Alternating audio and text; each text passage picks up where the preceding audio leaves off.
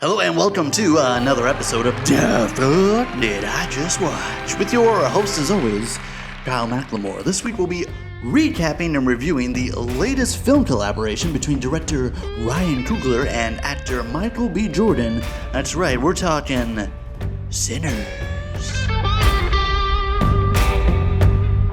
If you haven't seen Sinners and would still like to, make sure you pause now and return later, as there may be several spoilers up ahead. That's right, this is your official spoiler alert. And we'll start things off by talking a little about the cast and crew of the film, starting with the director and star, Ryan Coogler and Michael B. Jordan, who have already had successful collaborations before on such films as Creed, Black Panther 2. But of course, Michael B. Jordan gives nothing short of a phenomenal performance, and when you think about the amount of layers in this role, not only is he pulling double duty, not only are they like opposite ends of the spectrum of character, so I would think Michael B. Jordan's work is really cut out for him on this film, really putting in the work on that performance, and it shows because I had no problem with the southern accent. I had no problem at all with his performance as the two brothers. I found it highly entertaining throughout the entire film. Some really amazing performances from the supporting cast as well, specifically Wunmi Mosaku, who you might recognize from the Disney Plus series Loki. Going into this film, I thought she was going to be just a minor character on the side, but my goodness, is she front and center and really trying to steal every scene that she's in, and I'm loving it.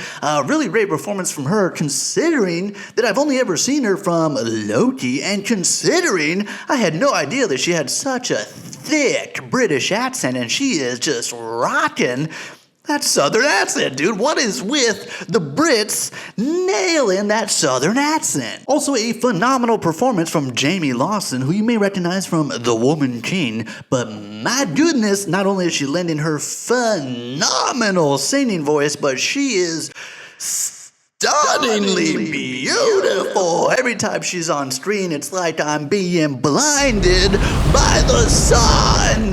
Hailee Steinfeld in the film as well. If I had to point to maybe a weak spot, maybe a slightly less impressive performance, Hailee Steinfeld, which is weird because usually I'm on her side. She's the new hot girl, not Hawkeye, but Hawkeye's apprentice. I don't know what her name is in the comics. Arrow Girl, you know? She's the new Avengers Arrow Girl. I'm trying to be supportive. She's also Gwen Stacy. I'm a big fan of her voice acting. I'm a big fan of her usually with her normal acting. I don't know. Maybe it was like her southern accent wasn't doing it for me. She felt secondary. Does that make sense? I don't know. I just feel like with all these other bangers of performances, I feel like even though hers was good, it wasn't up to the level of everybody else. So it's like, even though it wasn't bad, it still felt like the lesser of all the performances. Jack OConnell playing our main antagonist, our spooky Irish vampire, and boy oh boy is he spooky and vampiric. He's great. Not much to say, not much filmography. He's got like a lot of European filmography. It looks like he's finally crossing over to the States where it matters.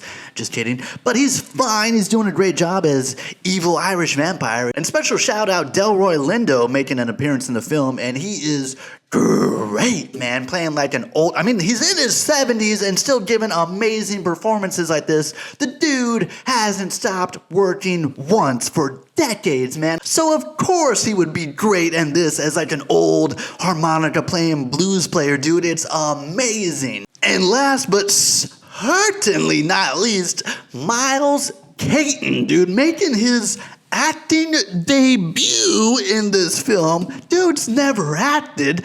If I'm being like 100% honest, you can kind of tell a little bit. But that's not to say that he's bad, dude. Considering the guy has never really acted before, given a hell of a performance. But you know where the shine is, dude? You know where the sun shines on this performance? The dude is a musician, and you can tell because my God, can he play the blues, dude? The film is also visually good. gorgeous, with some of the biggest and most complicated set pieces I've seen in recent history. There was a scene at a train station that is unbelievable. So many extras, so many moving pieces on this set, so much coordination needed, and it is done flawlessly. It looks unbelievable, mostly because it features Jayme Lawson, but God, it just looks so great. And so everything we've talked about is good, right? Everything we've talked about is really, really good. Really good performances, really, really good sets, really, really good visuals, really, really good. But you know what's great? You know what's unbelievable? Oh boy, I'm talking about the music in this movie. I'm gonna tell you right now, if you wait to stream this, if you wait to watch this at home, you are making a huge mistake, because I'm telling you, hearing the music in theaters is unbelievable. Hearing the stomping in the theaters, unbelievable. There's a scene, dude, that is arguably a contender for scene of the year. Scene of the decade. Do you hear me? Scene of the decade, dude. Unbelievable. It's a musical part. He's playing music and he's piercing the veil of time, dude. He's going past, he's going present, he's going future. I had chills, bro. I had chills going up and down my spine. It was so good. There's not a lot of negative things I can say. I have to really dig around to find anything bad to really say. Is Hailee Steinfeld's performance the greatest? But there's so many other really amazing performances that luckily it kind of overshadows her ness. And then also I feel like it could have probably been a little bit shorter. It feels like it ends 4 times. It feels like that Return of the King thing where it just keeps ending and we fade to black and there's a little more and fade to black. Well, there's one more scene and then we fade to black. And so what do we give Sinners? What should we rate a movie like Sinners? As a whole, it's pretty good. As a whole, it's pretty good. I'd say I'd feel comfortable giving it a B+. But, dude, what I tell you, the combination of the music throughout the film and that one scene, I'm telling you, contender for one of the best of the year. Because of that scene, it is overall good, but with the help of that scene, it's just gonna boost it to an A-, baby. My goodness, I enjoyed this movie, and I can't wait probably to go see it again. That's the stamp of a pretty solid film if it makes me want to go back and see it.